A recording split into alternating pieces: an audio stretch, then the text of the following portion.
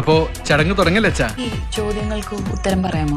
കല്യാണം കഴിഞ്ഞ് വന്നിട്ട് നാട്ടിൽ വന്നിട്ട് 1-2 ഇൻ്റർവ്യൂസ് ഒക്കെ കൊടുത്തിട്ടുണ്ട്.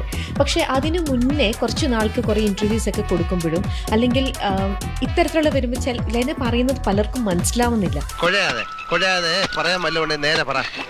എന്തൊക്കെയാ കുട്ടി പറയണേ എന്ന് ചിലർ പറയും. ചിലർ പറയും ലെന കിളി പോയി എന്നാ തോന്നണേന്ന് പറയും. ചിലർ പറയും ചിലർക്ക് അത് ഒരു രീതിയിലും ഡൈജസ്റ്റ് ചെയ്യാത്ത വണ്ണം. ഇങ്ങനെയൊക്കെ പലർക്കും പലരുടേതായിട്ടുള്ള അവരുടെ വേർഷൻസ് പലതും ആയിരിക്കാം. അതുകൊണ്ട് ഇപ്പൊ എന്താ? അല്ല ഒന്നുമില്ല. ഇത്തരത്തിലുള്ള കമന്റ്സ് തീർച്ചയായിട്ടും ലെനയും കേട്ടിട്ടുണ്ടാവും അല്ലേ? എടാ മുതുകാളെ നിനക്ക് ഇതിന് എന്ത് സുഖം കിട്ടുന്നത്? ഇതൊക്കെ കേട്ടത് എവിടെയാ ഒന്ന് പറയൂ. അത് ഉത്തരം പറ.